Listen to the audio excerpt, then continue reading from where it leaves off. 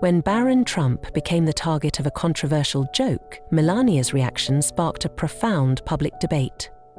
That night, in a studio in Midtown Manhattan, New York, the audience erupted in laughter as the host, known for his sharp and satirical jokes about public figures, made his usual remarks. But then, unexpectedly, he turned his attention to Barron Trump, the son of the former First Lady and President, and the joke quickly turned into an attack, aimed directly at the teenager. The laughter in the room grew awkward. Some laughed uncomfortably, while others sat in silence, visibly unsettled. It was no longer just a harmless joke, but a direct hit on a child who had managed to stay out of the public eye. In just one night, the video spread like wildfire across social media platforms, attracting millions of viewers. Hashtags like Barron Trump flooded Twitter and Instagram, with memes and passionate comments from both Trump supporters and critics of the show. Some deemed the joke disrespectful, while others defended it as harmless humor. The media rushed to report, analyzing every detail and reigniting the debate about the boundaries of comedy. In Palm Beach, Melania watched the video in shock. Her son had always been her #1 priority, and she had done everything to protect him from the spotlight. This wasn't just an insult to Barron, it was a personal hurt for her as a mother. She knew she couldn't let it slide. The fierce instinct to protect her child surged within her, and she began drafting a statement to respond to the situation. As public outrage mounted, Melania decided to take further action. She would sue, and her decision quickly shook the media. The following morning, Melania's team issued an official statement. It was careful, yet firm, condemning the host's comments as unacceptable and damaging. While it resonated with her supporters, it did little to quell the growing controversy. Melania was not just angry, she was determined. For years, she had endured criticism, but attacking her son was a whole different matter, and she decided not to stay silent. She turned to one of the leading defamation lawyers, famous for his wins in high-profile lawsuits. Together, they filed a lawsuit against the host and the network for defamation and intentional emotional distress. The legal filing painted a clear picture. The joke, disguised as humor, crossed a line and became an invasion of privacy and a violation of a child's dignity. The lawsuit immediately attracted massive attention. Television pundits debated the validity of the case, while her supporters hailed Melania as a brave mother protecting her son, and her critics argued that she was exploiting the lawsuit for attention. Barron, though personally affected, kept his distance from the media, rarely engaging in the debate. But Melania's actions made her priorities clear. She wasn't fighting for her own fame, she was fighting for her son's honor. The lawsuit quickly created major ripples. Sponsors began to pull out of the show, concerned about public opinion. The host, once confident, seemed subdued during the following broadcasts, but still refused to apologize, defending his right to free speech and claiming the lawsuit was an attack on comedy. However, the story continued to grow, gathering opinions from all over the country, and the battle was far from over. The lawsuit created a media frenzy, with news outlets and online forums buzzing. The nation seemed divided. On one side, people praised Melania, especially parents who empathized and supported her, asserting that protecting one's children should never be up for debate. The response from the other side was just as intense. Comedians and late-night hosts rallied around their troubled colleague, arguing that the lawsuit would set a dangerous precedent for creativity. Some argued that public figures, regardless of age, were fair game for satire. "If you can't take a joke, don't show up in public," one famous host declared during a heated debate. The conversation quickly spilled out of the media and into coffee shops, dinner tables, and workplaces. In Los Angeles, college students debated the ethics of free speech, while in Topeka, Kansas, a group of retirees discussed whether the host had gone too far. What began as a personal matter involving Melania and Barron now became a discussion about the behavior society was willing to tolerate under the guise of entertainment. Amid the chaos, the late-night host continued to resist. His monologues grew more defiant, portraying himself as a victim of censorship. His supporters cheered, but his critics argued that his jokes had become sharper and almost bitter. The charming persona he once had seemed affected by the controversy. Television networks began to feel the pressure as viewership numbers dropped, and rumors circulated that executives were reconsidering their support for the show. Melania's legal team acted quickly, submitting more evidence and statements to reinforce the lawsuit. The legal battle was no longer just a personal dispute, it had become a cultural reckoning. When the trial began at the Los Angeles Supreme Court, it quickly became the focal point of media attention. Paparazzi flocked to capture images of Melania Trump walking in with her legal team, while the late-night host entered with his own lawyers, his face determined. Inside, the atmosphere was tense and charged. This wasn't just a trial, it had become a referendum on modern entertainment.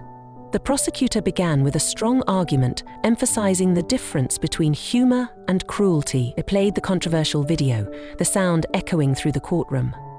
Melania's attorney described the profound impact the joke had on Barron, painting a picture of a teenager trapped in the media whirlwind. "This is not freedom of speech," the lawyer asserted, their voice firm.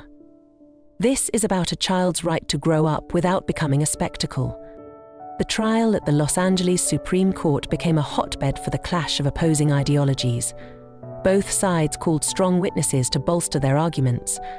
Melania's legal team introduced Barron's former teachers, who testified to his quiet demeanor and the negative impact the media scrutiny had on his studies. Meanwhile, the defense brought in comedians, who passionately defended satire as an essential part of social commentary, arguing that the public should be able to withstand ridicule when they step into the spotlight. Public interest in the lawsuit reached a boiling point. Every detail, from Melania's calm response to the fiery rebuttals from the late-night host, was analyzed and debated across every major platform. Late-night shows nationwide steered clear of mentioning the lawsuit, fearing they could become the next targets of public scrutiny. But just when it seemed the lawsuit was on a familiar path, a new witness emerged, completely shifting the case and the public's perception of it. On what seemed like an ordinary day, the atmosphere in the courtroom suddenly changed when the plaintiff introduced an unexpected witness. The defense lawyers couldn't hide their unease as a former production assistant of the late-night show, William Carter, walked into the courtroom. In contrast to the tense environment, Carter remained calm but resolute as he took the oath. He testified about the backstage culture of the show, where breaking boundaries was prioritized over ethical values. But what shocked everyone in the courtroom wasn't his general observations, but the evidence he brought with him in his briefcase. Carter presented emails, scripts, and internal communications, revealing far more than anyone could have anticipated. According to him, the joke about Barron Trump wasn't a casual remark. It was a planned decision, debated and approved by senior executives at the network. Worse still, some of the exchanged documents showed that the true purpose of the joke was to incite controversy and attract viewership. In one particularly shocking email, an executive wrote, "This will make people talk. Controversy is how we sell." Carter's testimonials shifted the focus of the lawsuit from the host to the network's management. The defense quickly countered, insisting that the host acted independently and that the network's decisions had no bearing on the case. However, the damage had already been done. Carter's testimony planted seeds of doubt, not only about the joke, but also about the motives behind it. Outside the courtroom, this revelation sent shockwaves through the media industry. Headlines criticized the toxic culture at the network, leading to the suspension of some executives pending an internal investigation. The host, once a symbol of bold humor, now found himself isolated, with the network no longer standing by him.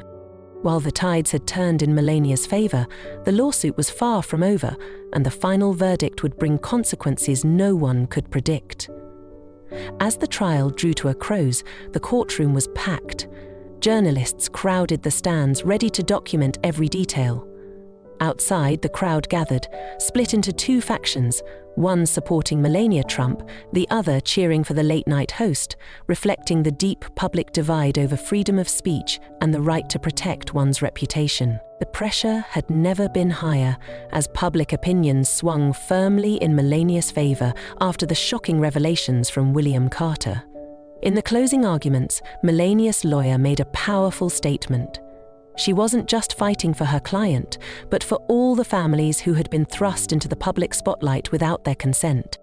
"This isn't about silencing humor," she said, her voice calm yet resolute. "It's about responsibility. It's about understanding that our words, especially when amplified to millions of people, have consequences." Despite the heavy blow, the defense attempted one final argument. They warned that a verdict against the host could create a frightening precedent for comedians everywhere. "Where do we draw the line?" they asked. "At what point does protecting someone's feelings become an infringement on the right to challenge and provoke thought?" After hours of deliberation, the jury returned with their verdict. The host was found guilty of defamation, and the network was ordered to pay substantial damages for fostering a sensationalistic culture. However, the judge emphasized that this verdict was not an attack on free speech, but an acknowledgement that humor cannot come at the expense of a child's dignity. The ruling sent shockwaves through the media industry. For Melania, it was a bittersweet victory. She had stood up to protect her son and won, but the experience had left her drained. In a brief statement to the press, Melania expressed hope that this lawsuit would serve as a reminder to approach public discourse with more caution and respect. For the host, the consequences were severe. Sponsors pulled out, the network distanced itself from him, and his show was indefinitely suspended. However, the lawsuit also sparked important debates across the nation. People began discussing the boundaries of humor, the responsibilities of public figures, and the ethics of sensationalist media. In the weeks that followed, new initiatives were launched to address the toxic culture within the entertainment industry. Comedians started re-evaluating their material, networks implemented stricter oversight, and viewers became more conscious of what they chose to support. Through it all, one clear lesson emerged. While freedom of speech is a right, respect and empathy are responsibilities that we all share. As the dust settled, the entire nation began to reflect on the deeper meanings of the case.